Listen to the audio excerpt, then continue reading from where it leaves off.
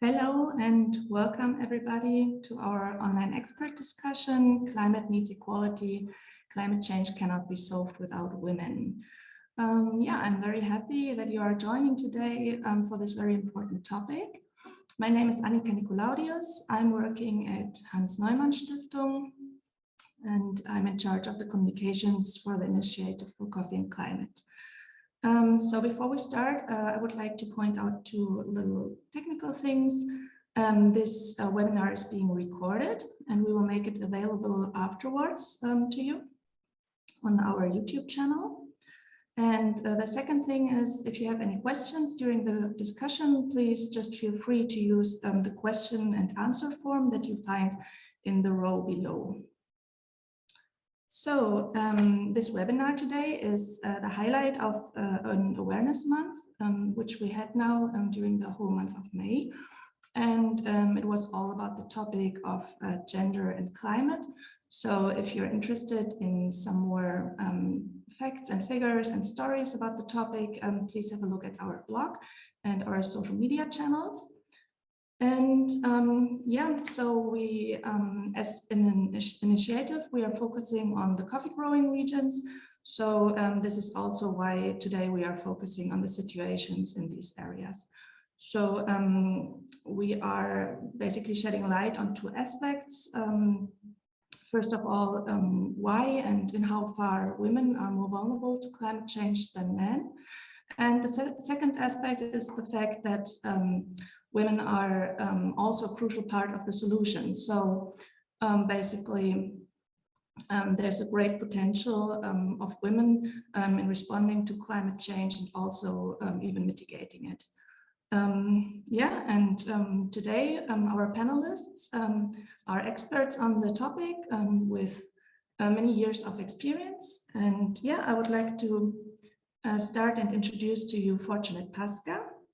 She's a gender consultant with more than 20 years of experience in the field in the area of development sector and agricultural value change. And she supports organizations to address issues of gender equality by developing gender mainstreaming strategies and approaches. She's based in Kampala, Uganda. Good afternoon and welcome, Fortunate. You're muted. Good afternoon, everyone. Good afternoon. Yeah, okay. Thank you. Our second panelist is Eutropia Nido. She's a rural economist in Tanzania, and she works with organizations to analyze causes, effects, and challenges posed by climate change, and she develops solutions with a gender perspective. Good afternoon, Eutropia. Good afternoon, Annika, and all participants. Okay, then I would like to introduce to you Karina Orellana. She is a coffee farmer in Honduras and also an engineer in agribusiness. She has been working with Hans Neumann Stiftung since 2018, and she's a project technician focusing on gender and climate. Good morning at your side and welcome, Karina. Good morning, good afternoon, Annika and everybody. And last but not least, I would like to introduce Frida Rode. She's a program specialist for environment, climate change, and biodiversity at the Swedish International Development Corporation agency, SIDA. And there she's focusing on climate adaptation and disaster risk reduction. Welcome and good afternoon, Frida. Good morning, good afternoon. Thank you very much. Okay, then I would like to dive right into the topic and start with Karina. Karina, could you please describe how you perceive gender inequality with regard to climate change in rural areas of Honduras? Thank you, Annika. When we talk about gender inequality, especially here in Honduras, in the rural area, we can say that women are doing very strong job because they had to walk long distance to have or to pick some firewood. In other case, they had to walk far away to pick some water drink, to make food, and prepare all the food that we had in the table. And for example, me, I had an experience when I was a child because I live in the rural area too. And I remember all the single day walking far away with my mom and my sister to have enough water, clean water, to make food. And in another way, we can walk to have water to wash coffee because we didn't have. And it's very hard, especially right now that we are in winter time, because we had so many strong problems with climate change in the rural area, and they are affecting the farmers, the coffee farmers. Okay, thank you, Karina, for also this personal insight. Utopia, which challenges do you see when it comes to addressing gender inequality and climate change?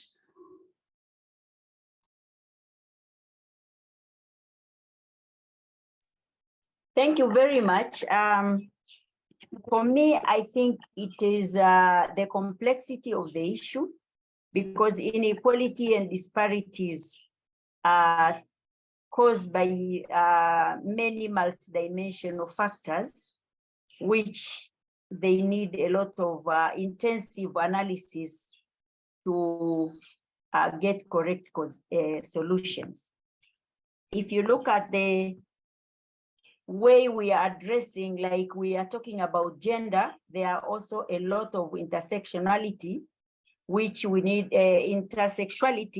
sectionality, which we need to look at, because it's not the disparity is not comparing men and women, but there are also a lot of factors causing disparity even among women, especially when you look at rural urban, you look at educated and not educated, employed and not employed, because in most cases, those who are employed, for example, they have access to information. Those who are in the rural areas, they don't have information.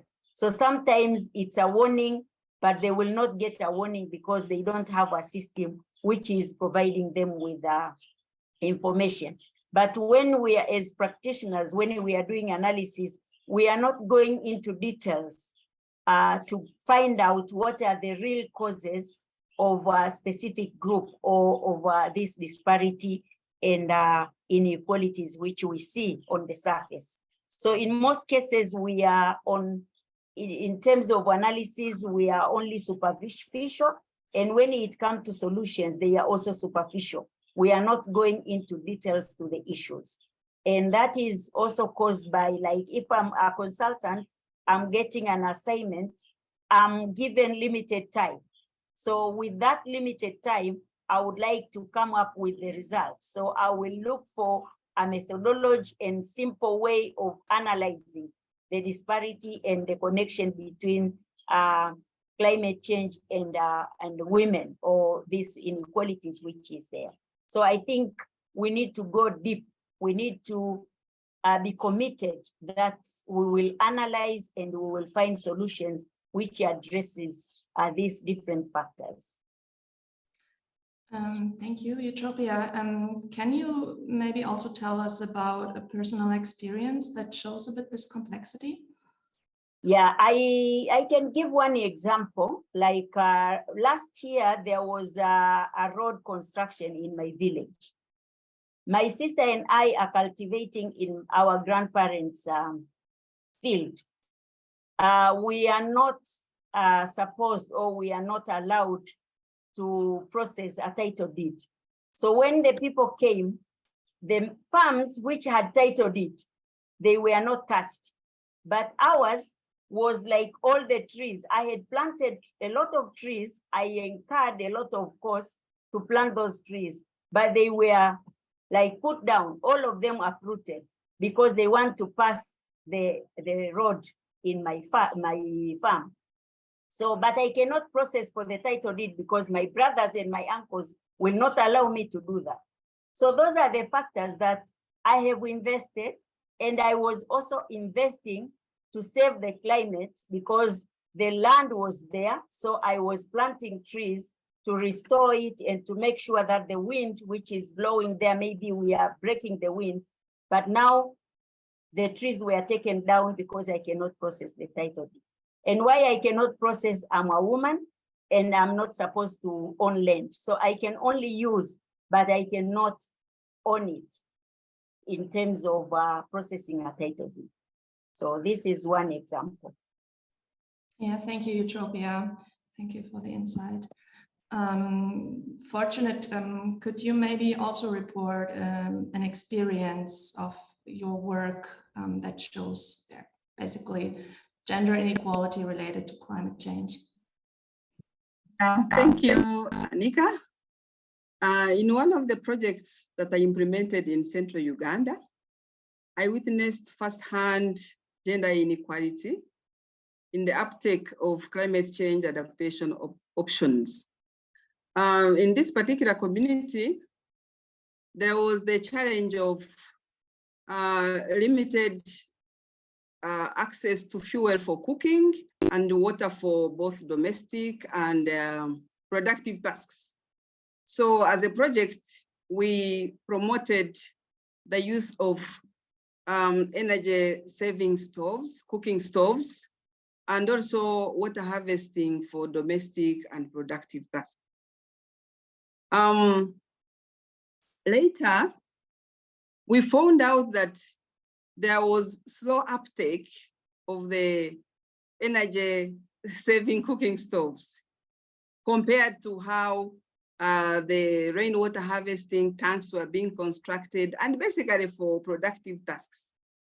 So we tried to find out through discussions with the communities and with the households why the situation was like that. And we found out that in that particular community, cooking was basically the role of a woman. And this woman was not involved in decisions regarding the purchases of the rainwater harvesting equipment and the energy saving cooking stoves. So the men prioritized their need of buying rainwater harvesting tanks. And this time it was not, because the project wanted to see water for domestic and productive tasks harvested. But the men preferred mainly to harvest water for productive tasks, for simple irrigation for their crops and even animals. So we decided to address this gap by having intense discussions with the households through couple meetings and dialogues, where we promoted the idea of joint decision-making, sharing of roles, having household plans where women would have a chance also to contribute to the decisions regarding the purchases in the households. And later, during our monitoring, we found out that actually the situation was improving gradually after our intervention. But you can actually see that gender has a key role to play in climate change adaptation. So women should not be left behind in the entire process of setting up projects, setting up initiatives to address climate change related issues. Thank you. Thank you, Fortunate. Yeah, I guess now we had some insight in the situation, and that really shows how a better gender equality could not only improve the situation of women and reduce their vulnerability, but also, go more in the direction of maybe a better climate action. So, I would like to direct my next question to Frida. Frida, can you maybe tell us in how far gender inequality inhibits climate action on a global level? So like, which is this great potential that is currently untapped, and what would be possible in a situation of gender equality throughout all societies? Yeah, thank you, Annika.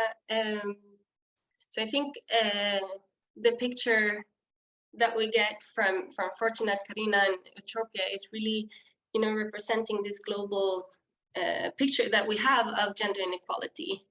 And climate change is predicted to reduce crop yields and food production, particularly in the tropics, and where traditional food sources may become more unpredictable and scarce with the climate changing.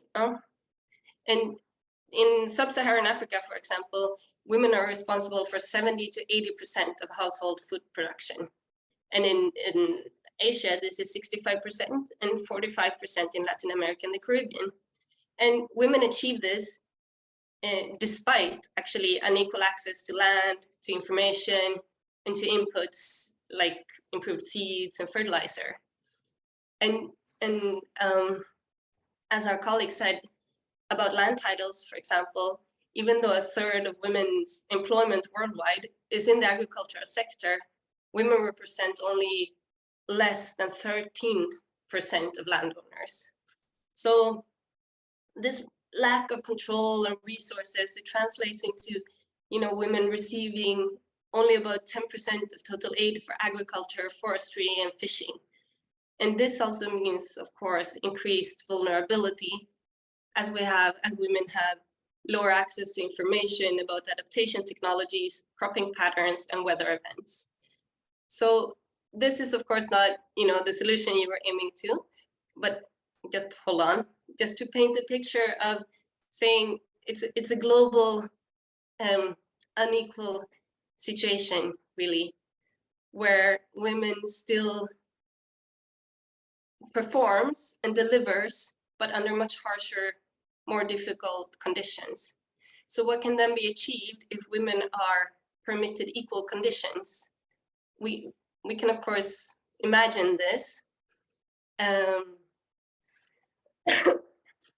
because we also see that women are highly underrepresented in climate change decision-making at all levels, and which further increases this inequalities and prevent women really from fully contributing to environment or climate-related planning, policymaking, and implementation. So, we have these highly unequal and unfair conditions, which is, morally terrible, but it's also very inefficient, no? So really women's specific knowledge on maintaining biodiversity, through the conservation and domestication of wild plants, seeds, and food crop breeding is really key to climate change adaptation, no? And it's really key for our future possibilities to adapt. And by actively involving, or I should say first that it's, studies have shown that equal representation and participation between men and women can really improve the effectiveness and sustainability of programs and policies. So by actively involving women and men, as well as marginalized groups and youth in programming and decision-making, we have, of course, a much broader resource base to draw from. We have more perspectives, we have also more expertise, which gives us more ideas, more innovation, and solutions that are more effective and sustainable, and tailored to the whole society, not just one group in the society, no? So, systematically addressing gender gaps in responding to climate change, it's actually shown to be one of the most effective mechanisms to build climate resilience of households, of communities, and nations. And we need to do this, and I think somebody before me said this, we need to do this systematically, no? At all levels, household level, community level, national level, and a global level, so that we ensure that we get the whole side of the story and we can really use all of the resources we have to adapt to climate change. Thank you. Thank you, Frida. Yeah, so yeah, was a really nice, how you basically put that, because that is really which leads us already to the second part, which is this this great potential that needs to be tapped, and how can that be tapped? So which are ways that are leading in that direction, and which are already approaches that are being seen, and how could it work? So I would like to ask Utopia, could you maybe name some possible solutions to that? Okay, thank you very much, Annika.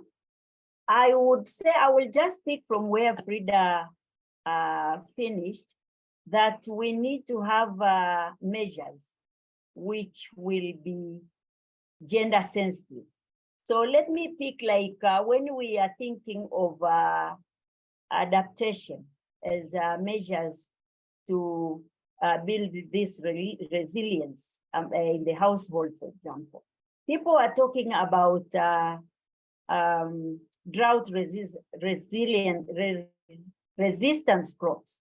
But we can also say one of the measures is to make sure that we have high yield seeds when the rains are good, that people, they can utilize that rain because it is maybe this season, and then next season there is no rain, but it will also require good storage facilities. And here we are talking about technology. The food producers are women, but they don't have access to technology. When you talk about high yielding seeds, for example, it needs money. To take care of it, it needs money. And women, they don't have money to make sure that they utilize that technology. So in my view, I would think that those who are in development, who are facilitating, they should have this consideration that solutions are gender lensed, that we think of who is doing this, what resources is under they are controlling and they are accessing, and what will be the solution.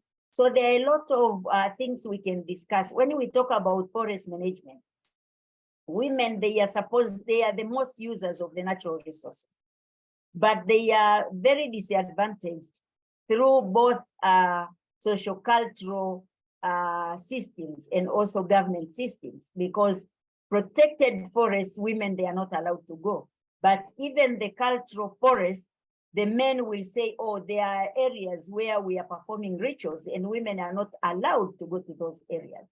So you can see women are disadvantaged in all aspects of their life. So I would say that we need both adaptation and mitigating measures, but they should be very gender sensitive, and it should be a commitment of not only to have women in the group to discuss, because sometimes women are taken to like a cosmetic to make the group show that there are women there.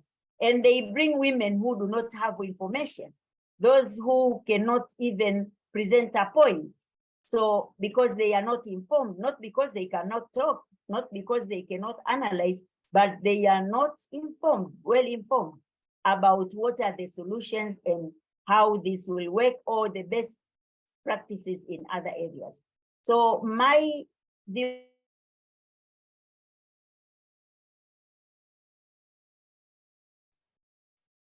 Utopia, we cannot hear you right now. Maybe you can disconnect your video for a moment.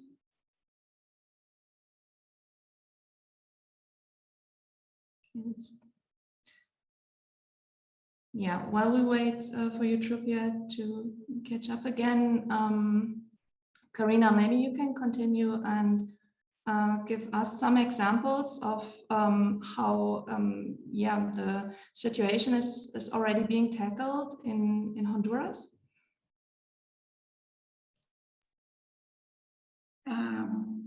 We are working very hard, like a Neumann Foundation. We are teaching farmers, especially women and men, in topics about gender, climate change, practice of adaptation and mitigation, because it's very important for us to teach families It's very important not use women or use men, because this work is for everybody.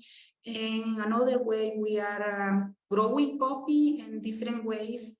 We are teaching and training farmers how we can make a coffee plantation, a new coffee plantation in different ways, like diversification systems. We had a diversification systems when we are teaching how we can work with adaptation plans and how we can make money. We call this system a 5.1 system, because we can work like we can grow coffee, and we can grow another crop like avocado, plantain, lemon.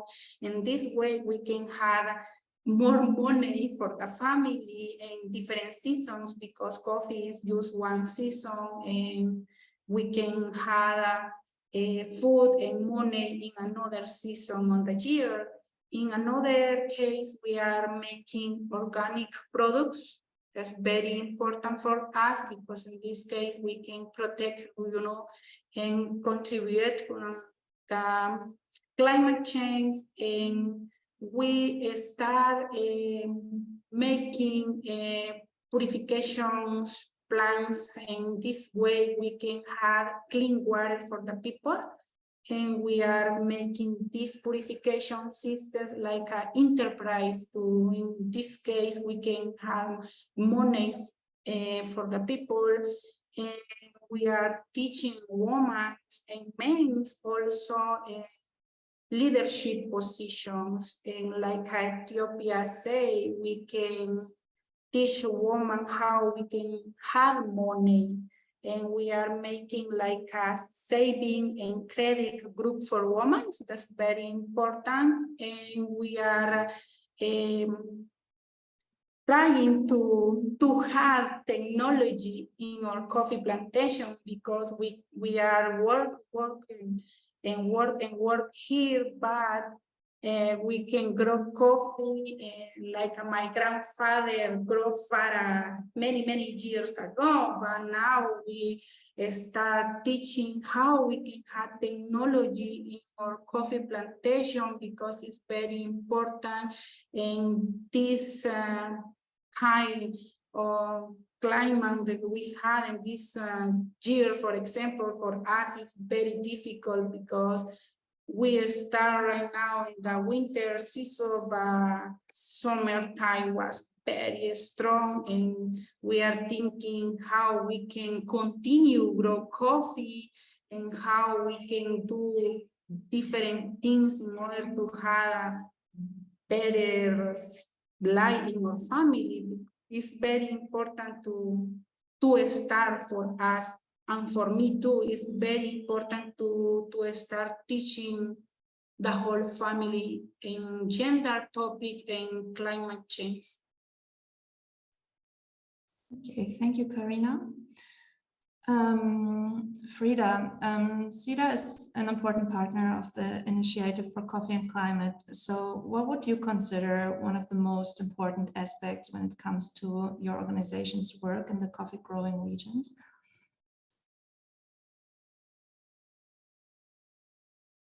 Yeah, I think one key factor is to really have a gender perspective in the whole programming. So not just as one component or one activity over here somewhere, but to really have that perspective throughout everything that is done in the program. And I think also another really interesting factor and really important that we have learned, which Karina was mentioning, is actually to include the whole family and the whole society. So when we work with gender equality, not just work with the women, but work with everybody, work also with the men, work also with the youth, so that we include everybody in this work. And I think that has proven to be really successful, and Karina was pointing to some examples, to really have everybody understand why it is important and why it is important in different activities, on different levels, so that everybody's on board. And it's not just women sort of fighting for their empowerment, but it's also, you know, everybody supporting this equality, because it's actually better for everybody. So I think that has been a perspective that has been, you know, holistic and very good in achieving impact. And I think one lesson also that we have learned, because we have worked, you know, with this perspective for more than a decade and now, and I think we have learned that it takes time, no? It really takes time, because we talk about behaviors, we talk about really deep structures. We need to be patient, but we also need to be systematically monitoring and adapting and adjusting what we thought, you know, would be a good way to work. And I think this adaptive way of working and learning as we go is also very important. Thank you, Frida. Yeah, so that basically also brings me to my last question to Fortunate.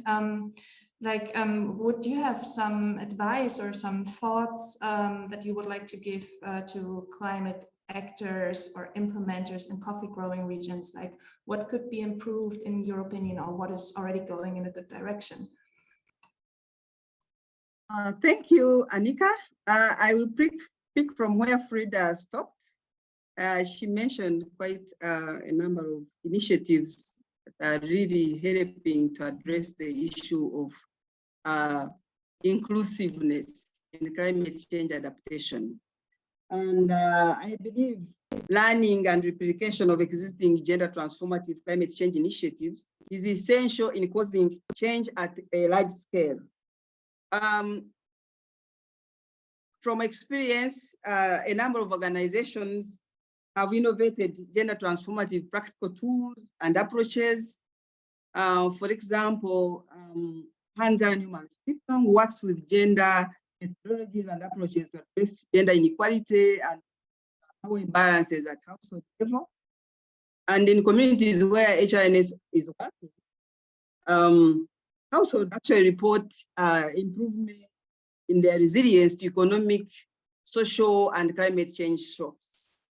By gender transformative, we mean by gender transformative approaches, we are looking at approaches that try to challenge gender inequalities by changing the harmful gender norms, roles, and relations, while working towards distributing power and resources. So there are a number of all those initiatives that are being implemented, so organizations can actually learn from these organizations and implement these approaches. Another where I can advise climate change actors to focus is on bridging the gap between education and strengthening accountability, including gender responsive budget processes through influencing and advocacy work. I believe we all know that there is legislation on gender equality across the globe and across sectors is everywhere, but there are still constraints, there are still gaps, there are still challenges that need to be addressed if we are to ensure that climate change adaptation policies are gender responsive. So there is need for advocacy work by all climate change actors to influence legislation, especially the budgeting processes, to ensure that funds are committed to working on gender transformative programs that will bring about inclusiveness and help us to address the challenges of climate change. Thank you. Thanks a lot, Fortunate. So now, before we go to a final round of spotlights, I had a look at our questions and answers box. So there have been 2 questions so far. So one is, how important is it that gender-related initiatives work together across borders on the continents? And is that happening in your work? So I don't know, maybe Karina, would you like to say something to that?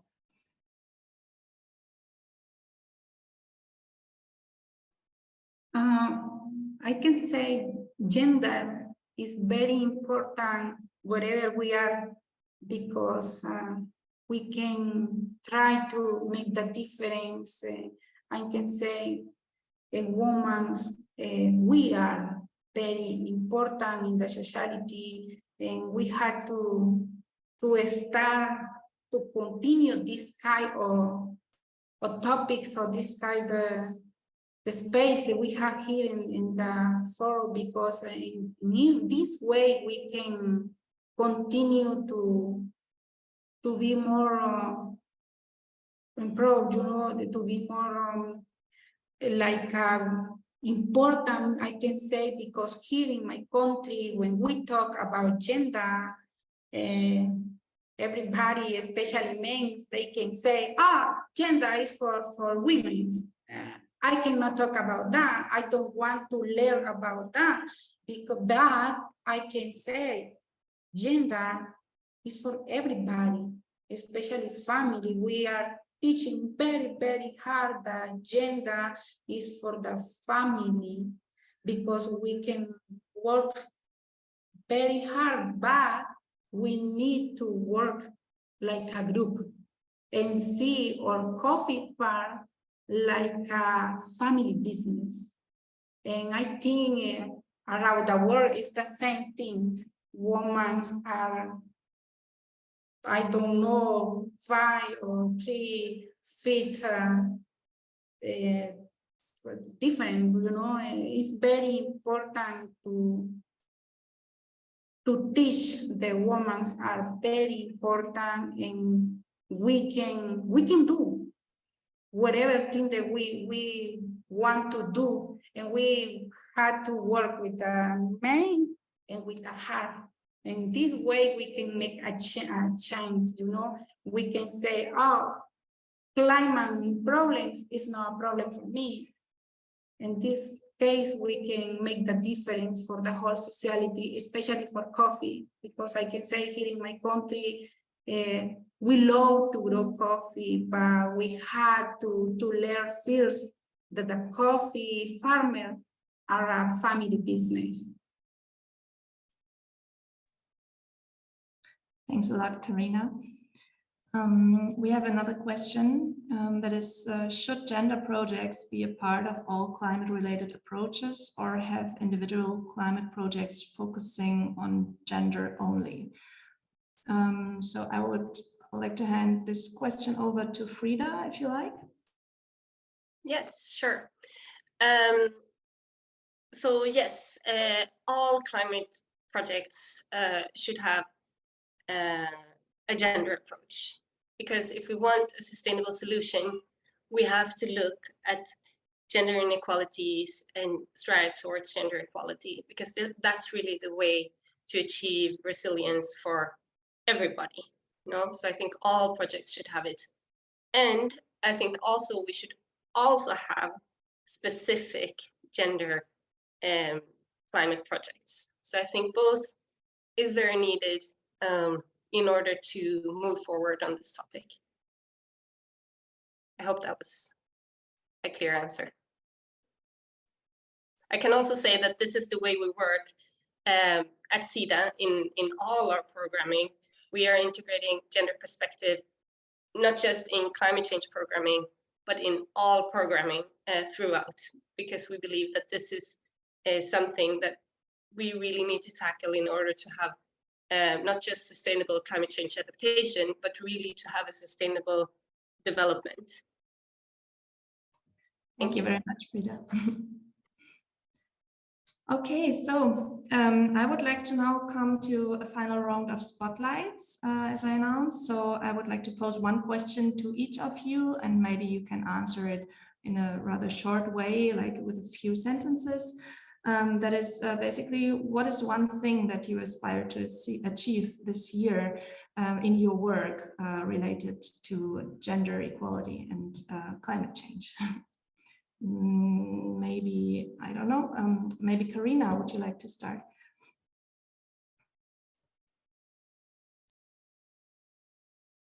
I'm sorry, can you repeat for me, please?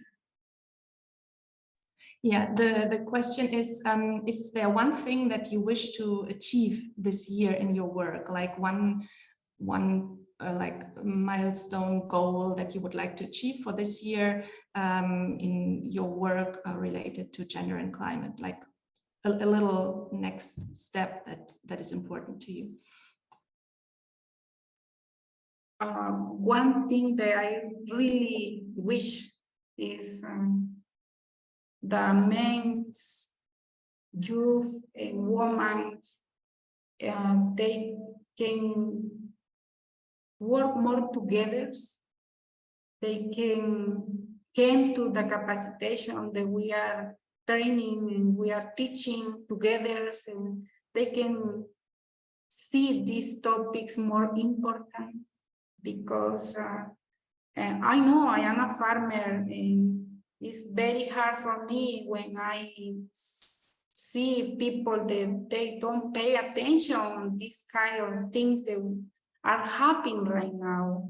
We have very hard situations and climate change, because so many farmers, they lost land and coffee plantations, but I can say, like a farmer, we are not paying attention in that situations, and we are growing coffee, but every single year when it's the coffee season is more less and less, because we don't want to adapt new practices, like the practices in climate. For example, I can say coffee&climate is a really nice program, because here in my community, we have some farmers that they are making the practices of coffee&climate, and we see the difference from a conventional farmer and another farmer that are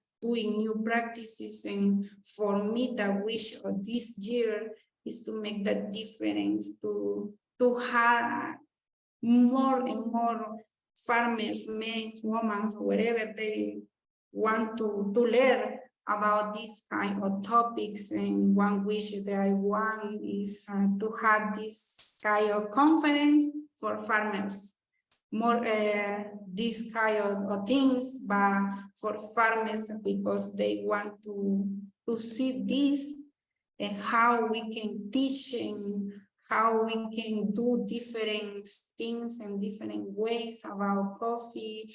And we don't lose. We are working together, but we have to pay more attention about these topics. Thank you, Karina. Frida, your spotlight answer. What is your goal for this year? Well, I really hope that we can support to see more women in decision-making spaces, and not just there for cosmetics, as you know, somebody was mentioned, but really be able to empower women so they can be in decision-making spaces on all levels, no? And be able to actively participate and actively influence the decisions and planning. Thank you, Frida. Utopia, what is your wish for your work this year? My wish this year is to make sure that policymakers and those who are responsible for development in the districts and village or whatever level, they are mainstreaming climate change issues in their interventions. Because I'm surprised one ministry is mobilizing people to plant trees.